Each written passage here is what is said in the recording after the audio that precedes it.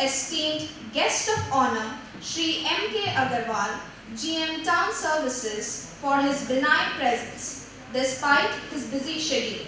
I welcome you, sir.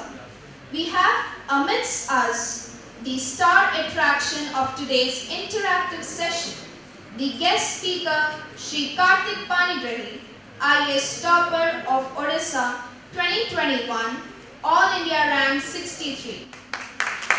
A very warm welcome to you, sir. I also welcome Shri K. Nayak, AGM Education, to this function. We are indebted to you, sir, for your constant support and guidance. I also welcome our revered Dr. B. Kar, Principal, ISPAT English Medium School, to this interactive session. I extend my warm greetings to all executives, teachers, and students. Welcome to this function. We would now welcome the dignitaries with flowers.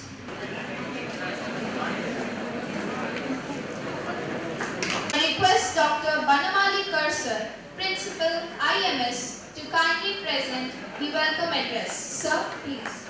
Esteemed Shri P.K. Das, GM in charge Town Services, and the chief guest of this occasion, Shri M.K. Agarwal, GM Town Services Education, the guest of honor, Shri Karthik Panigrahi, IAS topper of 2021 of Odisha and guest speaker of today's program, Shri K. Nayak, AGM Education and Principal, ISPAT Vidyamandir, my colleagues, other guests, parents, teachers from various schools of Rourkela, and dear students.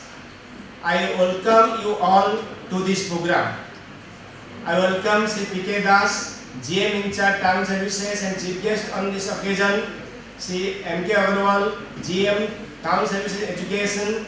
I welcome the young IAS topper of this year, Shri Karthik Panigrahi.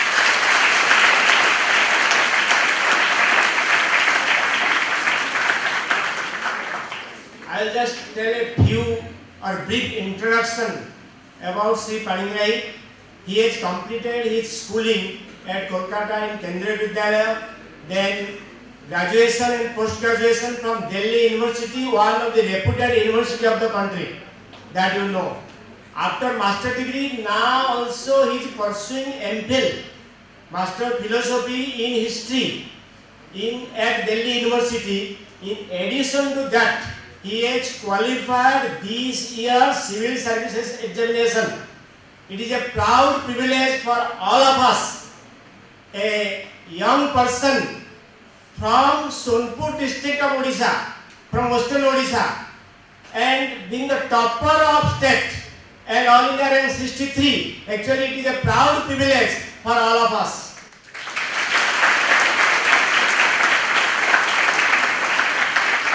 And I hope this is a rare opportunity for all of us to meet such a personality in this school auditorium. Earlier, we have organized many functions here. Even we have also invited other motivational speakers. Whatever I have remembered, this is first time the young IAS officer is coming to motivate us or to inspire us or to share his feelings how to success in different types of competitive examination. It is the first time in our auditorium, in the school auditorium. For this, I am really thankful to RSTV management.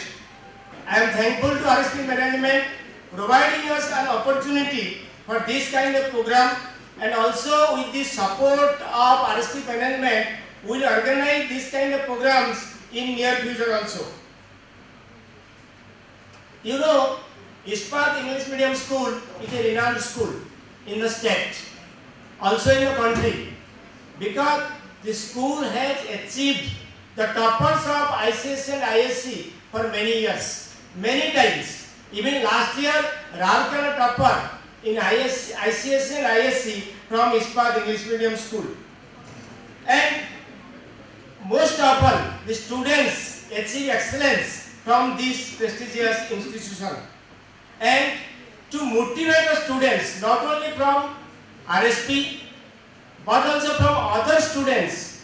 Rourkela Steel Plant has introduced so many awards, you must have known. One such award is Best Academic Performance Award. Every year, Rourkela Steel Plant is giving the award to the toppers of ICSE, ISC, from CISC and CBSE, and also state board toppers both in class 10 and class 12 who are toppers of Rourkela. They are getting prestigious Best Academic Performance Award from RSP. And also the wards of RSP are achieving Best Academic Excellence Awards. Shri Karthik Panigrahi is not merely a name. He is the pride of Odisha. He did his schooling from Kendriya Vidyalaya, Salt Lake, Kolkata. He accomplished his BA and MA in history from Delhi University,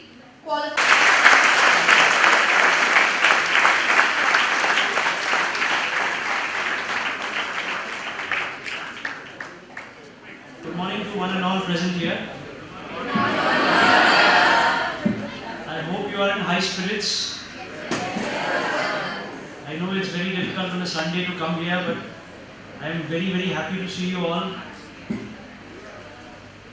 First of all, I am thankful to Almighty God for giving me this opportunity, not only for the success, but also for this opportunity to share this success with you. Second, I would thank RSP management and Shri P.K. Satpathy sir, who on a chance meeting with my father proposed this interaction session. I would also say that it is very appropriate that I am going to join the bureaucracy and Sardar Patel, who called the bureaucracy the steel frame of India. It's very appropriate that I am here in the premises of Ispat English Medium School. I am also very thankful to the management of the school for giving me this opportunity. So, my initial feeling of euphoria after the dust settled, after the results came out, obviously I felt very happy. But after the euphoria settled down, I finally realized the sense of responsibility which requires great leadership from me. For me, leadership is inspiring a bunch of people, a team, to achieve the greatest of their potentials. And in this endeavor, I believe that talking to many people here, young people, and maybe if I'm able to inspire some of you, I will feel my mission is accomplished here. As far as I have imagined my career to be up to here, I've always thought I would become a civil servant.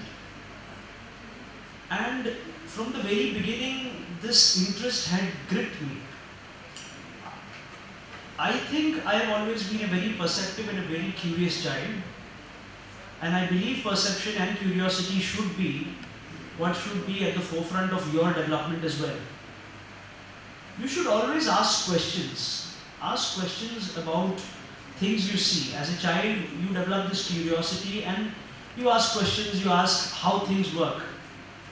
Eventually, when you see the society around you, interact with people, eventually you get to the stage where you are right now, where you ask this question about yourself, about who I am and what I can do towards the society.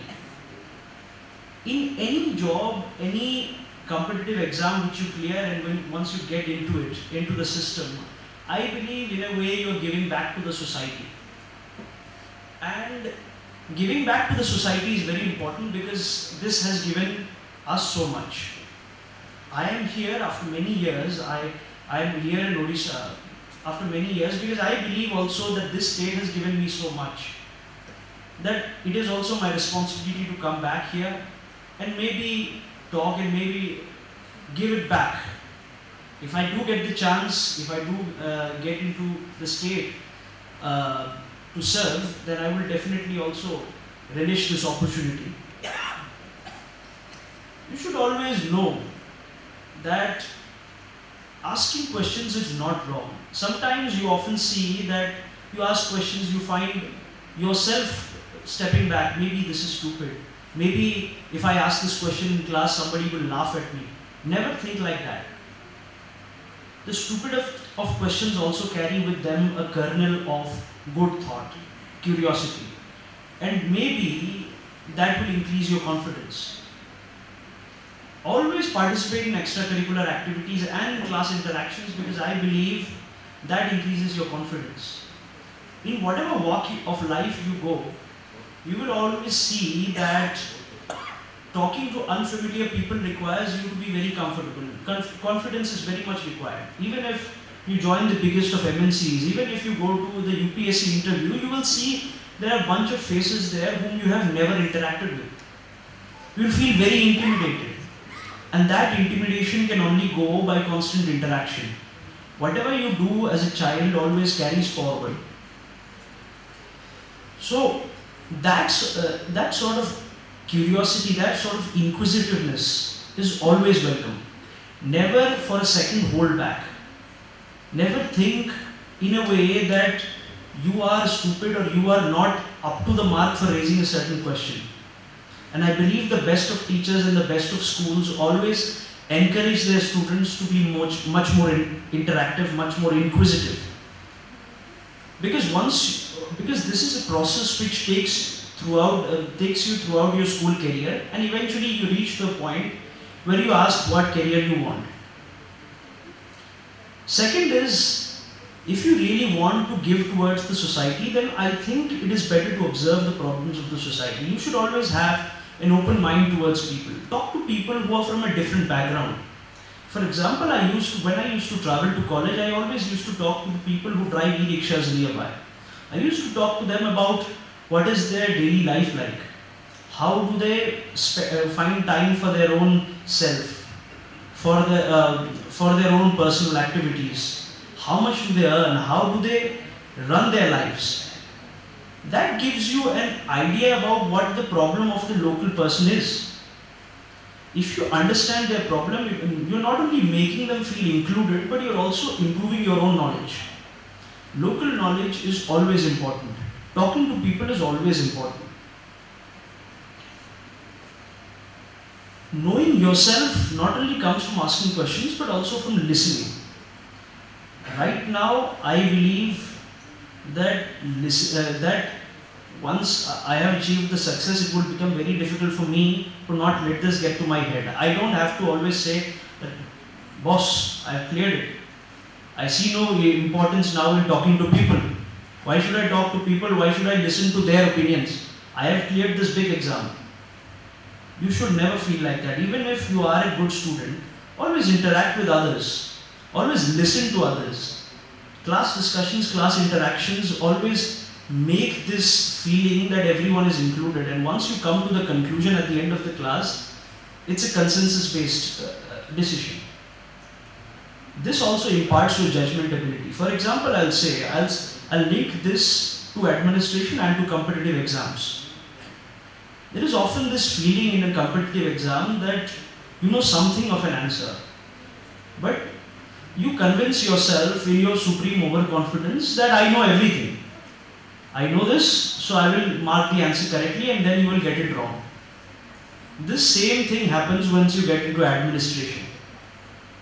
You get into administration, you know 2% of what the local conditions are, but you say, hey, let's start this scheme, let's start this initiative, regardless of the conditions, and then it fails. So you always have to listen and be very patient. Have all the consensus and build the consensus required. Never shy away from listening to others. Even if you want a career in education, if you want to become teachers, then you should also encourage students whom you think know nothing. They will also chime in with few words of their own, and they will also add something to the interaction. So, another thing which you should do is read. The best of bureaucrats and eminent personalities I've seen always read. They absorb themselves in any reading material they find.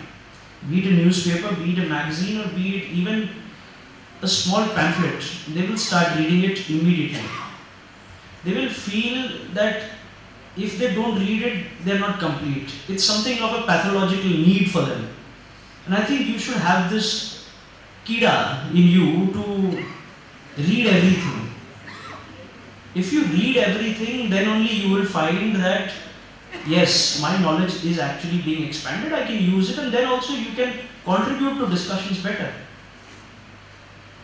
In my mind, you should read the newspaper every day. That's something which as a habit I've picked up, and I just can't let go of it now. Even now, I just have to read the newspaper now. So I think everybody of you, regardless of any walk of life you want to go, you should always read the newspaper. One thing which I think defines this generation is risk. Okay, risk is something which I feel everybody does take, but they also are very hesitant about it. I mean, a lot of things in this new world about startups, about starting their own business ventures. I think all of you are full of youthful enthusiasm. You will appreciate the fact more. Not only in terms of their own business ventures, but also in terms of their education. Many people take risks now. For example, the greatest risk I ever took was regarding my education. I did my schooling from Calcutta. I did it in English medium and I did it in science. So I wasn't that much interested in science at the beginning because I shifted to humanities immediately. But in 10th, after 10th, I came under social pressure and I succumbed and I took science. I did not really fit right in there. I felt a bit uneasy. But because it's a bookish, books work that way, I was lucky enough to go into DU. I think I would have done much better if I did not really pursue science and pursue humanity. Then I knew that I had to take a risk myself. Then I did get a chance to come here to NIT. If things would have worked out, I would have spent 4 years here. And this wouldn't have been my first visit to Rourkela. I would have spent 4 years studying here in NIT, but rather I took the risk and decided I would go to Delhi, I will study history. Because I had a very keen interest in it. And knowing the job prospects are very bleak, especially for a history student. Right now also I am pursuing my MPhil, but if this would not have worked out, I would have tried professorship, and maybe it would not have been a very uncertain, very certain career like this is. No doubt it contributes towards the society, but I feel that in terms of certainty and stability and the degree of social contribution, this job is much more suited. But knowing all of this, I decided that I had to pursue history. I still remember the day I chose for it. My father went with me and he got me admitted into DU. But he was also very apprehensive about this. That why are you going for that? Why not for something which will land you a surefire job? Or why not go here and then come back and give? There were many other relatives, there were many other seniors who also told me the same thing. Why go for that? And in a way, I feel this also reflects the social stigma they have for humanities, for commerce.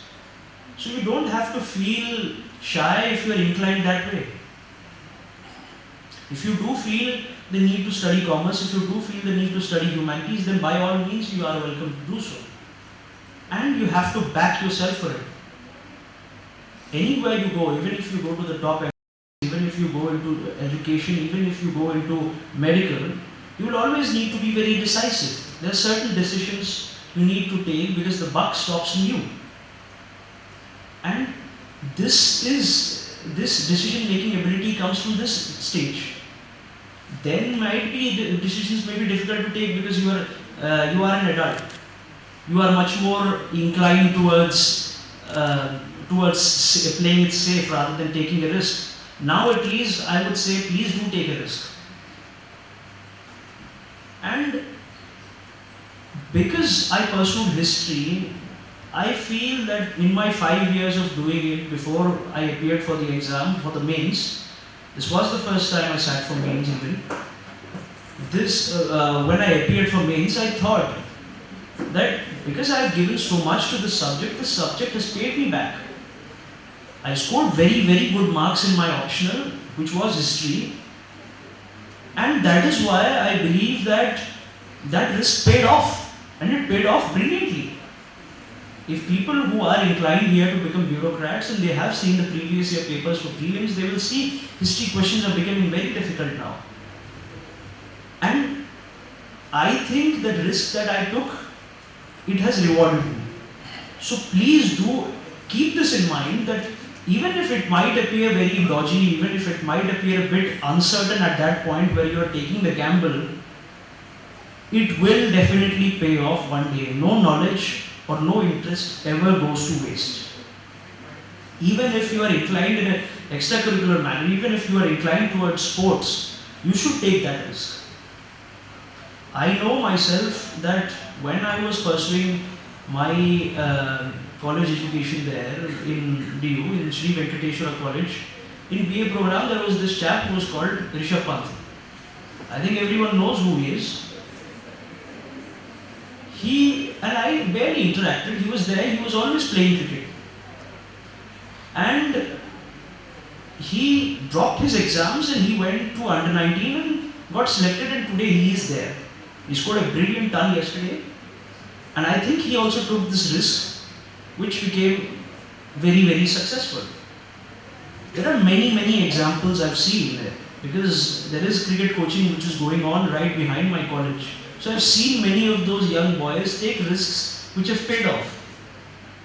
Even if you are not having an academic bent of mind, even if you are not interested in that field, you can always pursue a career in sports. You can always pursue a career in music. You can always pursue a career in dance. There is no limit to the amount of risk taking, and today in this world, any career is viable.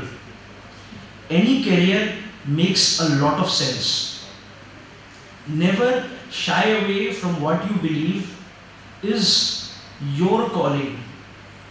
Because 10 years down the line, if you don't take this risk and you are in a safe job somewhere, you might feel and you might have this urge that, boss, I could have thought differently. Maybe if I would have done things differently, I would have landed up somewhere where I would have been more secure, where I would have been more happy. So always have this feeling that whatever I am doing now, it's correct. It is correct, provided you do whatever you like with wholehearted hard work and with great amount of interest. Your interest should not flag there.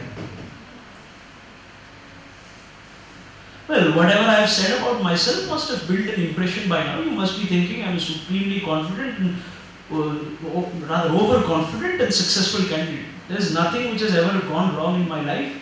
I got everything. But I will say this, I have had my fair share of failures. Acknowledging your failure is much, much more important than celebrating your successes. You can always celebrate your success 10 years, 20 years down the line. Nobody is going anywhere. Even if I would not have made it this time, I would have made it next time. The media, the hubbub, the interactions, all of them would have still been there.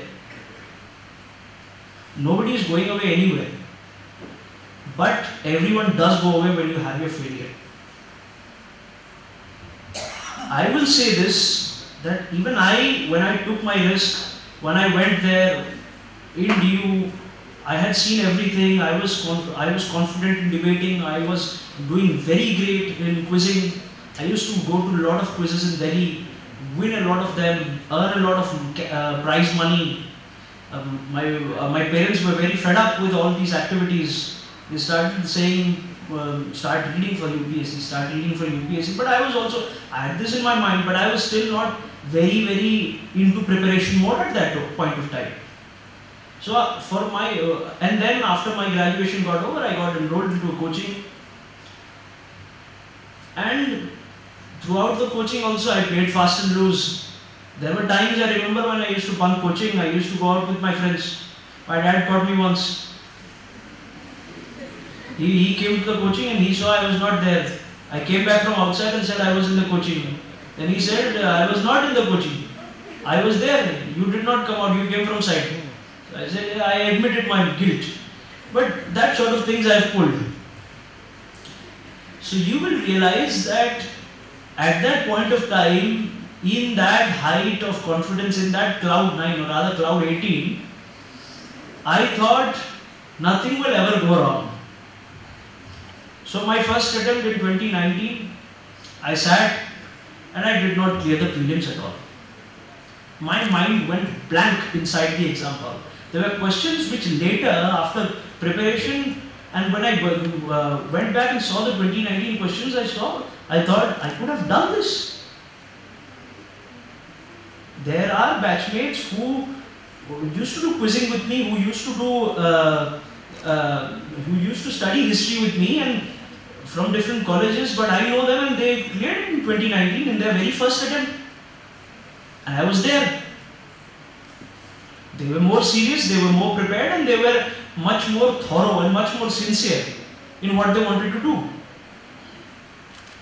They did not goof around like me. And then I realized that whenever you take this risk,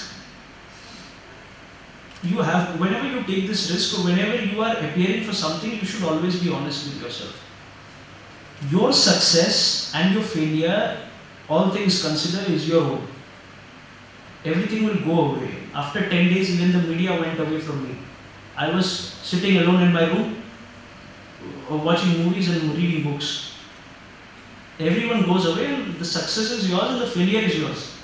It's not even your parents. Parents will feel proud, but they also have their own lives to live. They're settled. What is left is for you. At the end of the day, all things considered, I am the one who is going to go to the academy and come back and serve the society. So your success is yours and your failure is yours. So you have to be your own harshest critic. Be very, very, very honest with yourself and take a very strong decision and have this conviction to back yourself that if it's not working, let me drop it for this year. Like I said, nothing is running away.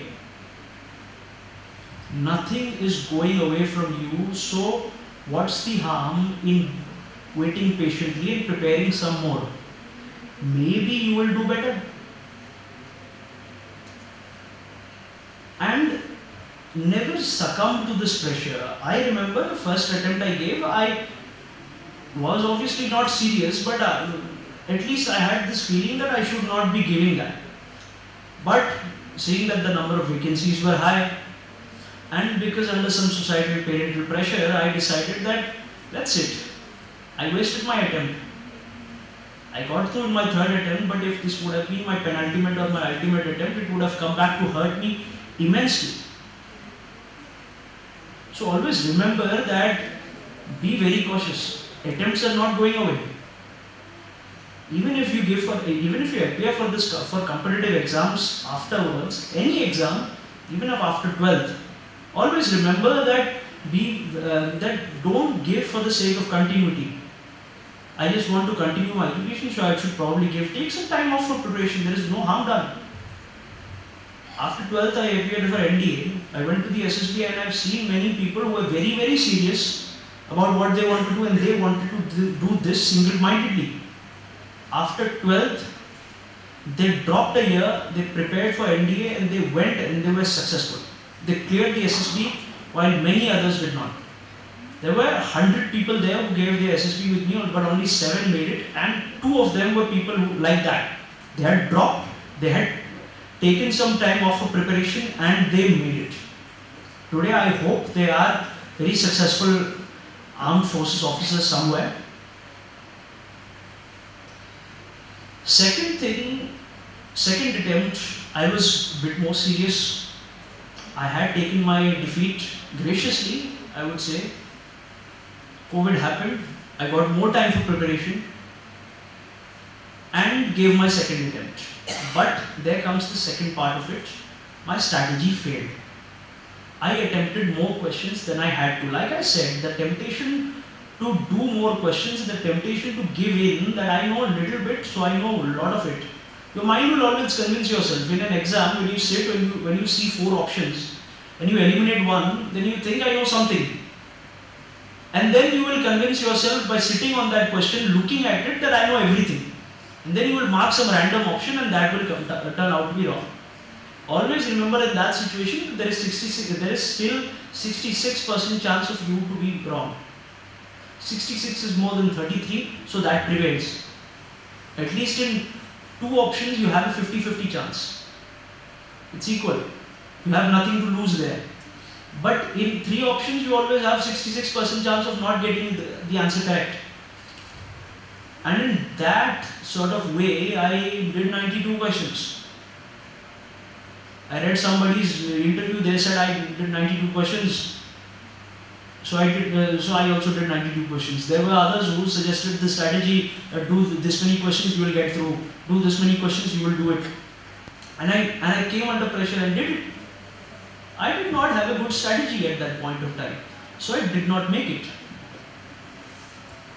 Always have this idea that the strategy, at least you should make it yourself.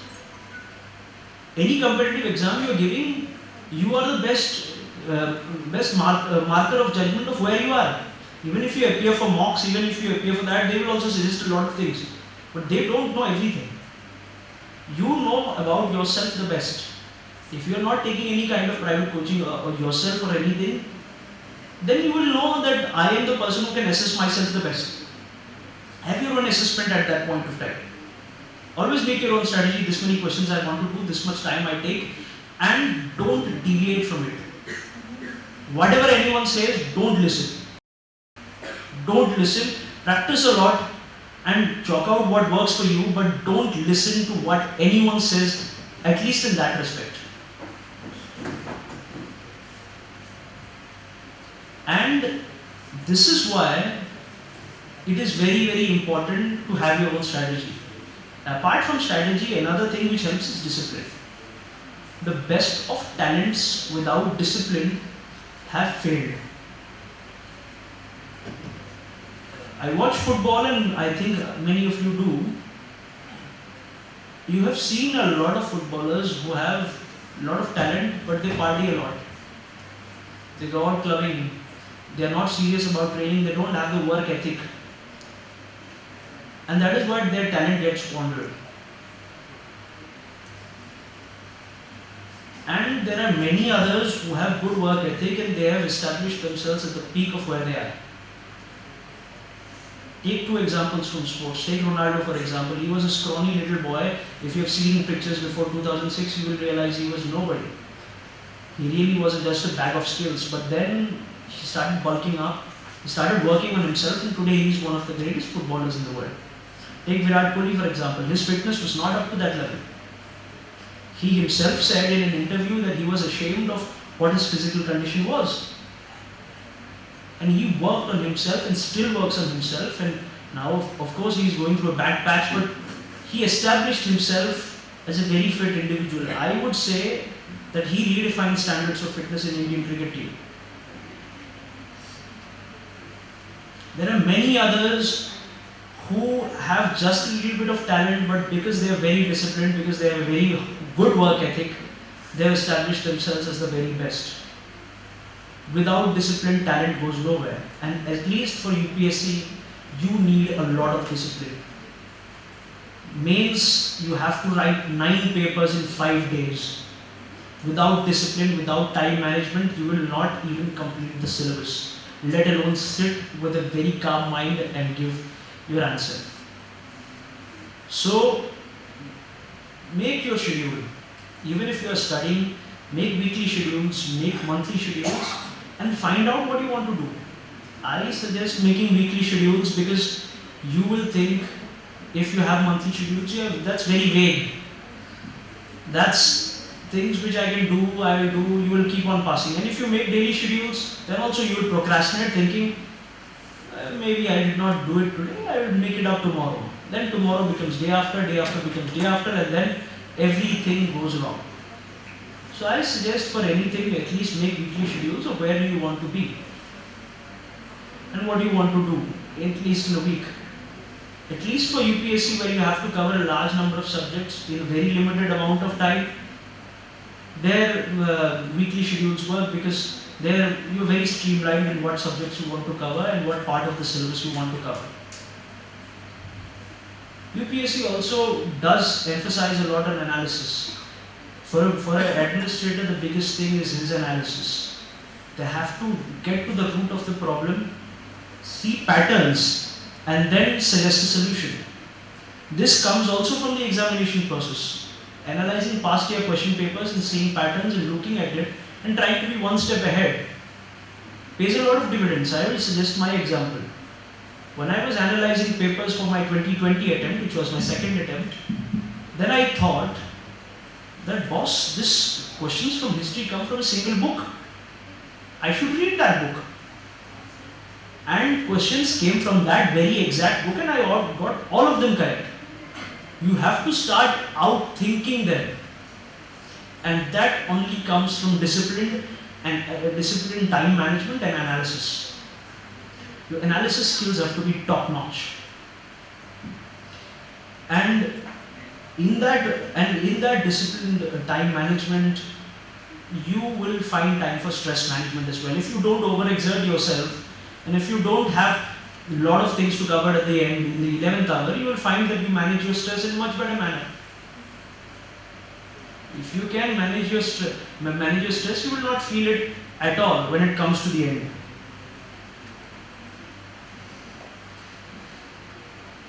And always believe that if you follow these few principles, you will always see that success comes to you. Obviously, there is no real marker of it. There is no real formula for it. You have to work for it. But if you keep on doing things in the right manner, then definitely you will find success. Coming to what I would suggest for sources for reading is that you should always limit your sources. For any exam you're giving, don't sit with 10 books.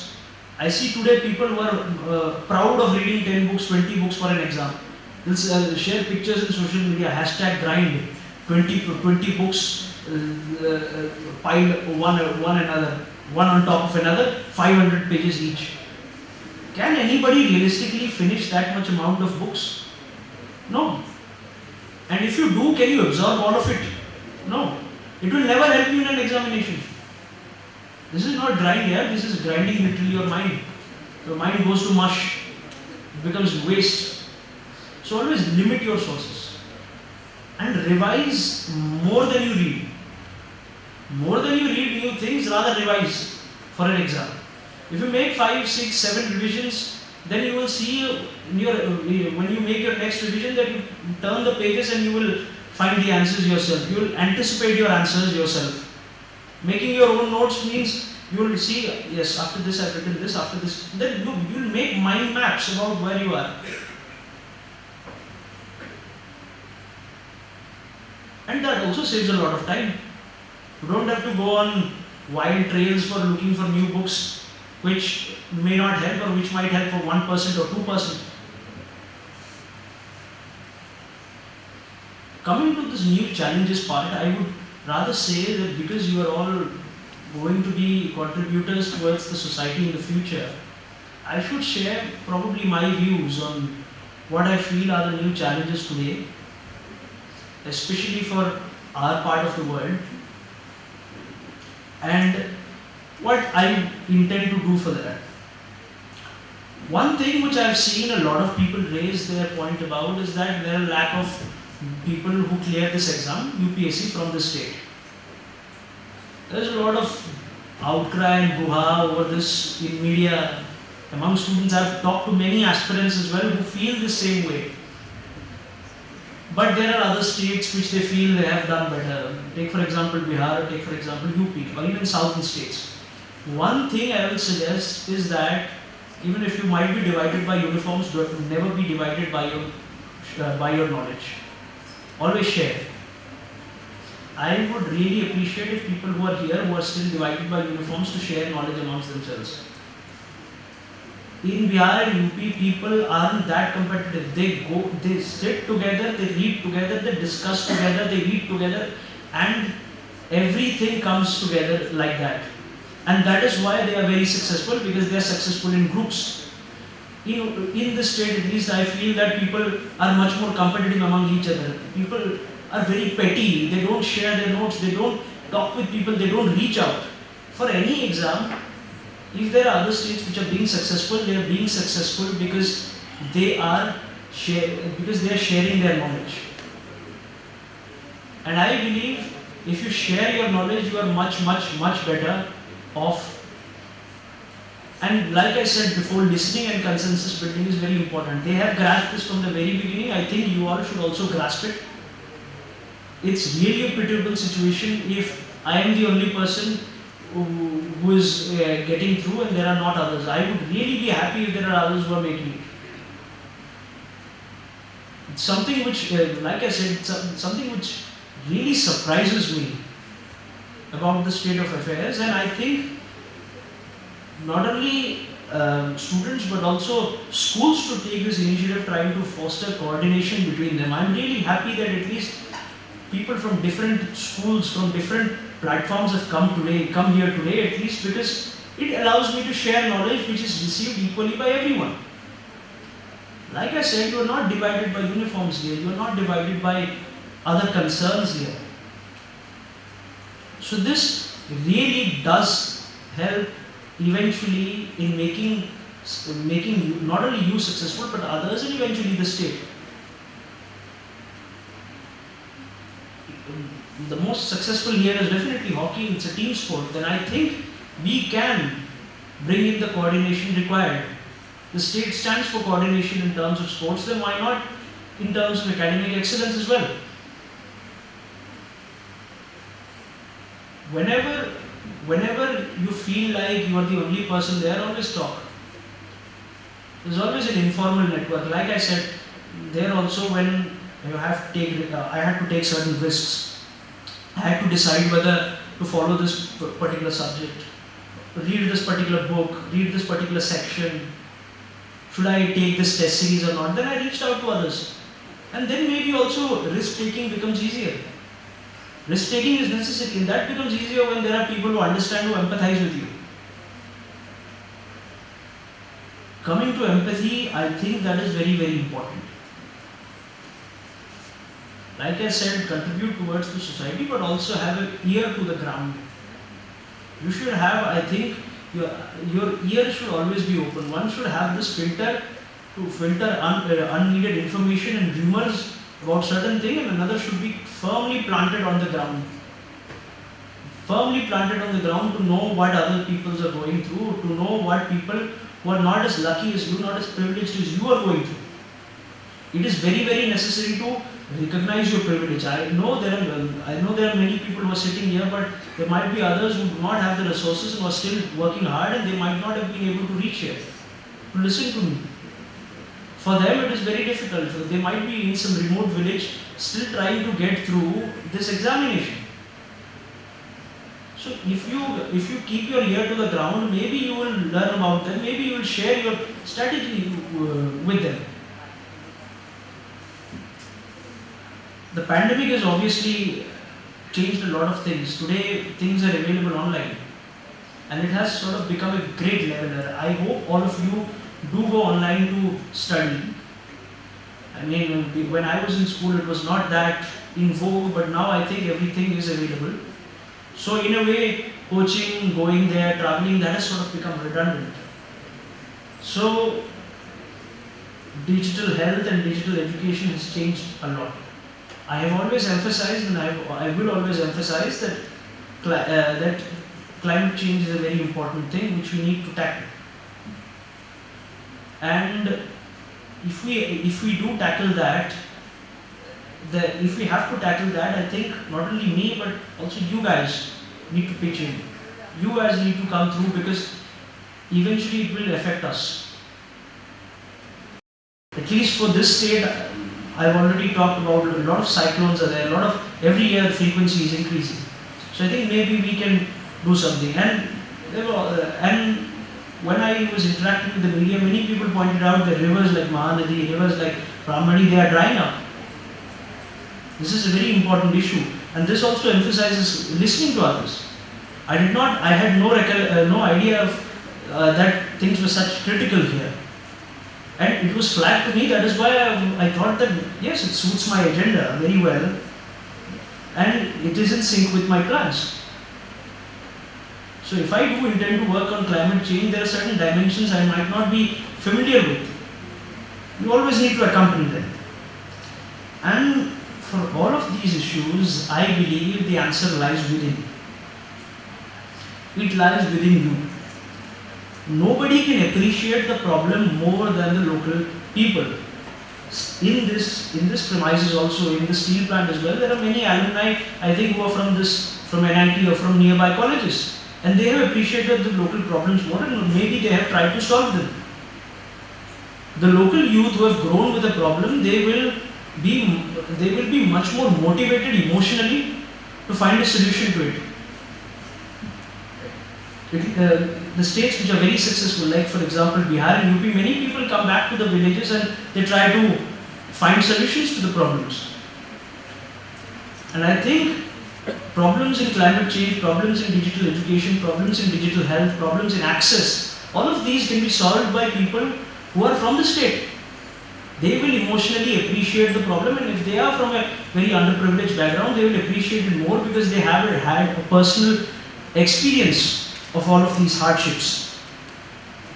I believe as an administrator, and also I would urge the teachers and the school management, that if we can prepare our local youth to address these issues, there is no better alternative. Because bringing from outside, they will not be as motivated. The answer always lies within. I would conclude with just a simple message that you should trust in yourself. You should question yourself, and through these two opposite principles, strengthen yourself. If you keep on pressing after failures, you will definitely find success, and I think my example is there. I failed twice and made it thrice. Keep your eyes on the goal and work with great energy and with great discipline. You will always make it possible. Thank you.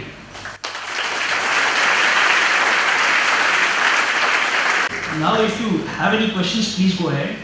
If we are a weak student and we need some time to answer the questions, but in our friend circle, everybody is very fast in answering the questions, and if we are late, then we feel really very depressed. Then what sort of things we will do to overcome? See, I can understand this is a very legitimate concern. A lot of people have this feeling that knowledgeable. Never feel shy about it. If you take some time, think that I am thinking more. I have put much more thought in my answer than they have.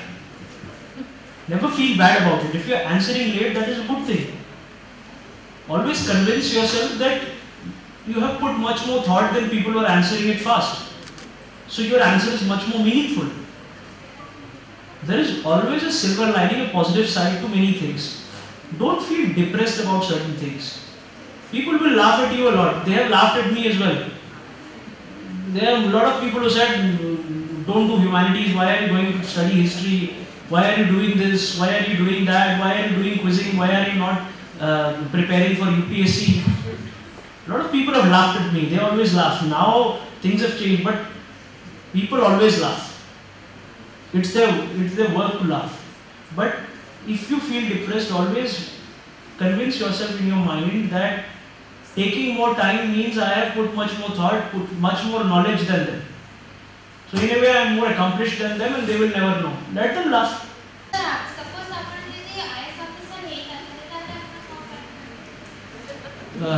ମୁଁ professor ଲାଇନରେ ଯାଇଥିଲି, PhD କରିଥିଲି।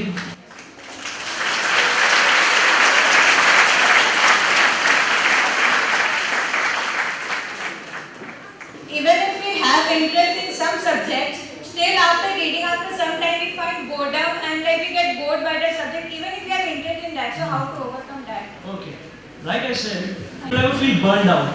I can very much understand the feeling of being burned out of certain subjects. Then leave it for some time. Read watch movies, watch web series.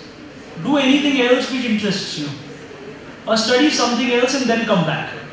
You don't have to sit with that always. You can always think that because it's your interest, you can always think that whenever I come back to it, it will come to me much more easier. Because I have more interest in it, so whenever I will read meaningfully. So never burn yourself out that way. Always go in a weekly schedule. If you go in a weekly schedule, like for example, if you're studying subject A in week 1, then week 2 study B. Study subject B. Then you can study subject C. That way, if you then you can come back to A. That way you will not feel burned out, and you will also have time in between to recollect and revise what you have read before. So that makes absorption much more easier. Can you describe in 3 words what your school life was? बहुत मजा आया.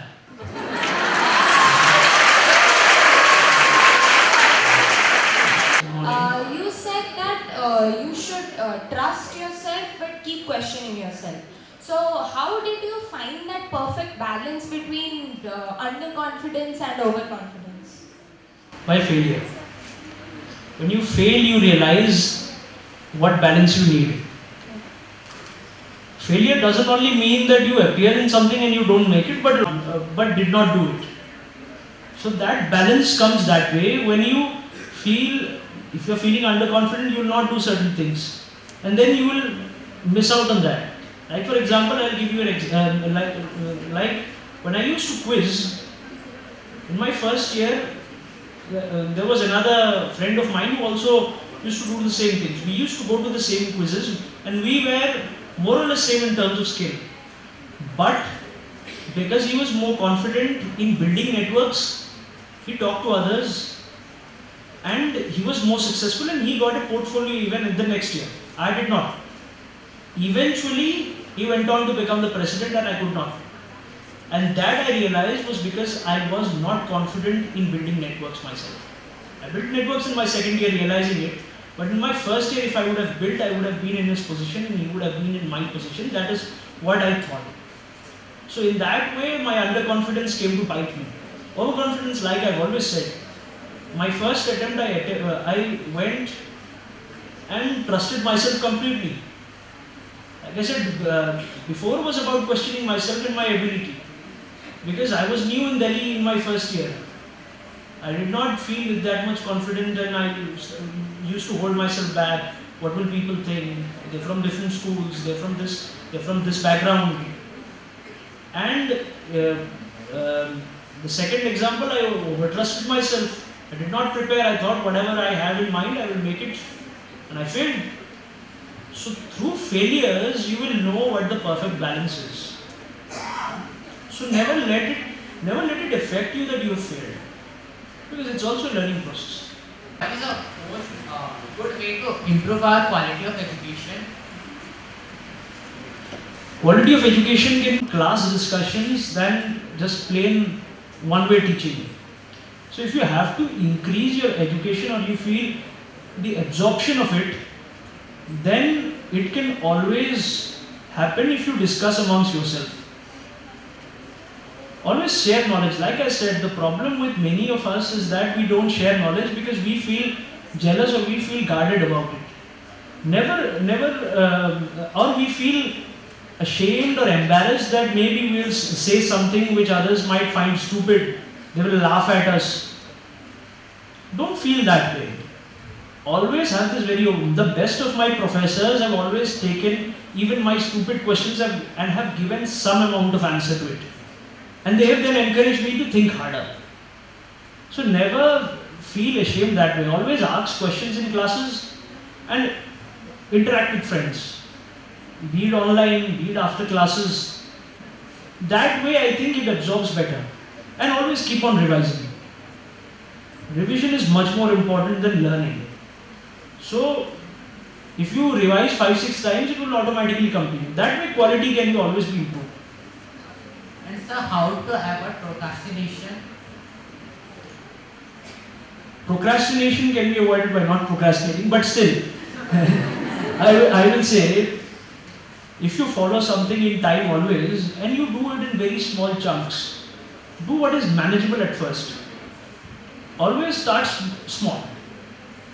Start 3 hours, 2 hours. Then eventually you'll come to 5-6 hours. Then you will come to 7-8 hours. So build the habit. And if you build a habit, then you will find you can't live without it. And that way you don't procrastinate. I mean, I don't procrastinate reading the newspaper now. Because it has become an habit. Oh, that sort of has to happen. Otherwise, day will not get over. So start small, build large, and then you will find it becomes part of you. Sir, I am Namasya Sahu of Standard 10. Sir, I wanted to ask that in every government services we have reservations for the minorities. Sir, don't you think that this is somehow ruining the Indian society? I don't think so. Why? Because reservation, political, social and educational backwardness. I remember a very important judgment which came this year on NEET PG, which was given by Honorable Justice Chandrachud, and he said that there is a certain social capital which is associated with it. The people who are already privileged, who don't get reservation, they go to the best of schools. They have gone for the best of schools for generations. Their fathers went, and now their sons are going, and then their sons will also go. So they receive the best of schooling, the best of coaching, access to books, access to speaking skills, to soft skills. So in a way, it builds up their social capital. So to put it very informally, the ingredients of success that they can access very easily without reservation, and that builds up across generations. But someone who's starting now, he will take a lot of time to build that social capital, right? Because it's generational. Something which goes across generations builds. If something starts at 2, it will go up to 4, it will go up to 8, it will go up to 16. But when the person is at 16, then the other person is at 2. So that 2 person needs much more guidance to reach to 16. That is why I think it has to continue. It does not become unfair, but it rather makes the system more fair, more equitable. Sir, it has been 7 decades of independence. So, sir, don't you think that there should be somewhat limitations to these reservations? 7 decades does not mean that 1,000 years of backwardness has been wiped away. You cannot wipe away 1,000 years of backwardness, 2,000, 3,000 years of backwardness with 7 decades. Because I am a history student, so I have read about the episodes where access of education to certain people was completely prohibited. That is built across generations. Never feel that way that they have something which is a handicap for them. They also have to work hard. Doesn't mean that they do not have to work hard. It comes easy. You have to work hard, but they also have to work hard. But you are working from a position of privilege. People who don't get reservation, they are working from a position of privilege. Like I said, they have a social capital, the ingredients of success which others might not, or who have just that much amount of it.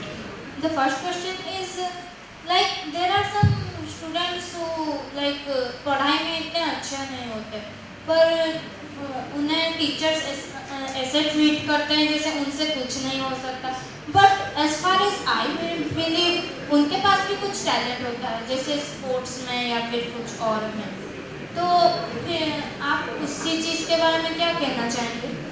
जैसे मैंने बोला, वो आपको ये risk लेना पड़ेगा. हाँ, अगर टीचर्स ऐसा सोचते हैं तो ये गलत बात है, उनको ऐसा नहीं सोचना चाहिए. होपफुली ये उस सोच को अभी चेंज करें. होपफुली हम आपके टाइम में आगे जैसे हम जाएंगे, शायद ये सोच लोग ना रखें. और अगर आप स्पोर्ट्स में अच्छे हैं, अगर आप डांस में अच्छे हैं, म्यूज़िक में अच्छे हैं, तो कोई बात नहीं.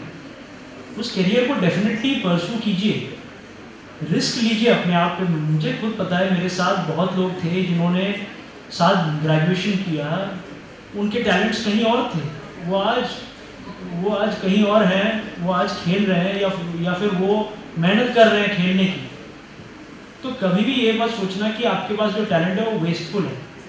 वो बहुत बहुत इम्पॉर्टेंट टैलेंट है, तो उसको आप इम्प्रूव कीजिए। अगर टीचर्स ऐसा सोचते हैं तो उन्हें समझाने की कोशिश कीजिए, पेरेंट्स ऐसा सोचते हैं तो समझाने की कोशिश कीजिए। ये डिफ़िकल्ट होगा, मुझे पता है, आजकल के टाइम में एटलीस्ट, बट अगर मैं इस पर थोड़ा बहुत चेंज ला पाऊँ, या कुछ स्पोर्ट्समैन या फिर कुछ जो इस फील्ड में बहुत अचीव करते हैं, ये कुछ चेंज ला पाएँ तो ये बहुत अच्छी बात है। एटलीस्ट हाँ, मुझे जैसा लगता है हमारे स्टेट में ऐसा थिंकिंग है कि स्पोर्ट्स या एक्स्ट्रा करिकुलर में अगर कुछ आप इंटरेस्ट है तो उसको परस्यू करना इम्पॉर्टेंट है, लेकिन अलाउ नहीं होता है या फिर उसको थोड़ा कम देखते हैं। तो ये चेंज अगर मैं कर पाऊँ तो ये मेरे लिए बहुत इम्पॉर्टेंट होगा। ये बहुत इम्पॉर्टेंट है और ये चेंज करना भी बहुत इम्पॉर्टेंट है। सर, इस जनरेशनल गैप को हम ओवरकम कर सकते हैं क्या? हाँ, डेफिनेटली। Like how? वो टाइम लगेगा, लेकिन सक्सेस के बाद सब चुप हो जाते हैं। यस। मेरे पेरेंट्स इधर बैठे हैं, वो चुप है, मैं बोल रहा हूँ।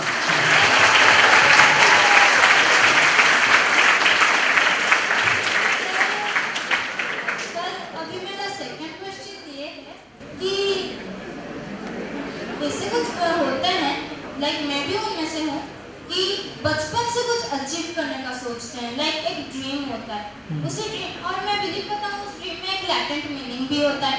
तो हम तो अभी बड़े हो गए, तो उस ड्रीम जो है अकम्प्लिश करने का, हमें उससे क्या मूव ऑन करना चाहिए, या हम जिस चीज़ के लिए इतना लॉन्ग कर रहे हैं पैशन से, उसके साथ लिंक करना चाहिए? करना चाहिए। जो आपने बहुत टाइम से सोचा है उसको कभी मत छोड़ना। उसमें अगर वाइबल करियर बन सकता है तो डेफिनेटली। अगर वो सिर्फ एक हॉबी है तो आप अपने प्रोफेशन के साथ कर सकते हैं, लेकिन अगर आपको लगता है उसमें आप अपनी करियर बना सकते हैं तो क्यों नहीं। कई सारे आजकल यूट्यूब पे हैं जो लोग सिर्फ यूट्यूब वीडियोस बनाते हैं, उनका करियर वही है, उन्होंने अपने आप को बैक किया ये करने के लिए और वो कर रहे हैं। तो आपको अगर कहीं इंटरेस्ट लगता है और वो वायबल करियर बन सकता है तो क्यों नहीं। कभी भी अपने हॉबीज को मरने मत दीजिए, क्योंकि 10 इयर्स डाउन द लाइन जब आप एक जॉब लेके बैठोगे कहीं, तो आपको लगेगा शायद अगर मैं कुछ और करती तो मेरे साथ कुछ और होता, शायद मैं और खुश होती। ठीक है, तो कभी भी अपने मेंटल हेल्थ से और अपने पीस ऑफ माइंड से ज़्यादा कुछ मत रखिए। अगर आपको लग रहा है कि इसमें मेरे को मेंटल पीस मिलेगा तो प्लीज़ गो अहेड, वो ज़रूर कीजिए। आपका मेंटल हेल्थ के बारे में क्या ख्याल है? मेंटल हेल्थ बहुत इंपॉर्टेंट है यार, बहुत बहुत इंपॉर्टेंट है। स्पेशली जिस एग्ज़ाम के लिए मैं बैठा था उसके लिए तो बहुत ही ज़्यादा इम्पोर्टेंट है। मैंने कईयों को देखा है और अभी भी देखता हूँ जो करोल बाग मुखर्जी नगर दिल्ली में अभी भी घंटों मेहनत करते हैं, लेकिन उनके साथ होता नहीं है और उनकी मेंटल हेल्थ बहुत ख़राब हो जाती है। कभी कभी बहुत इंपॉर्टेंट ड्रास्टिक स्टेप्स भी लेते हैं, they try to end their lifes. तो ये कभी मत कीजिए, always try to talk.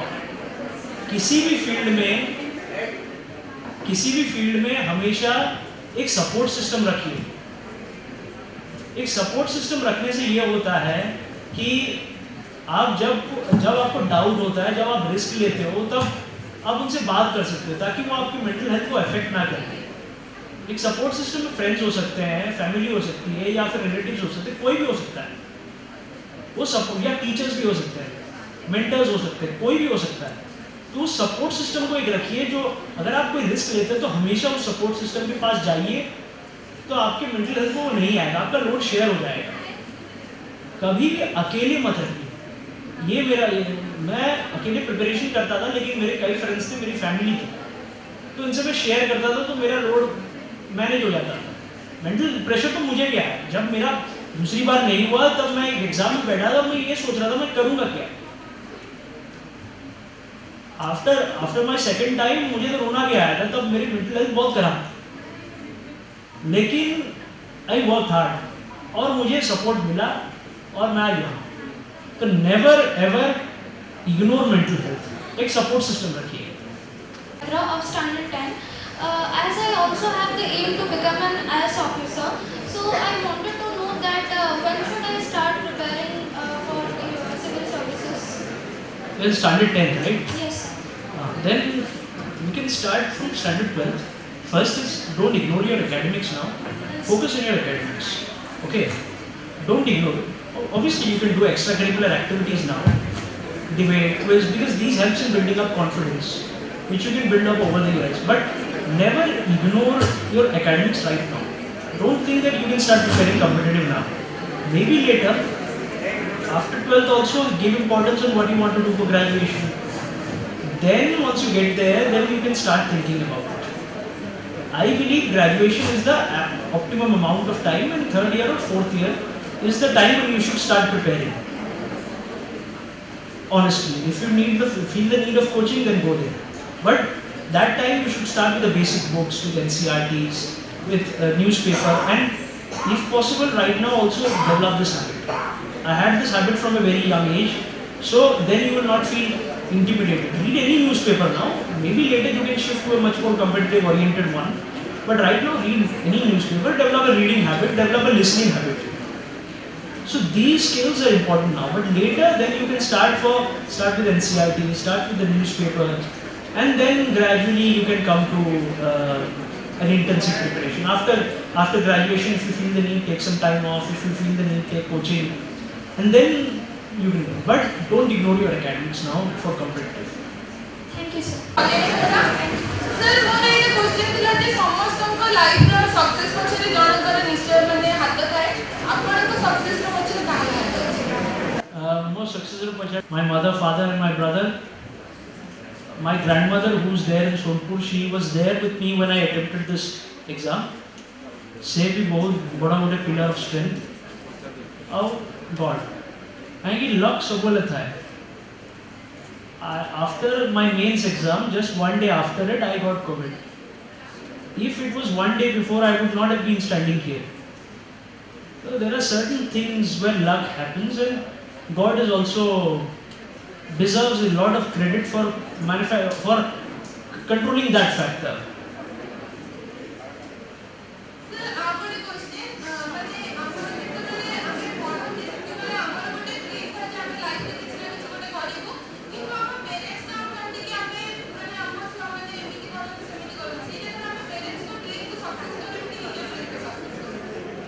Always go after yourself.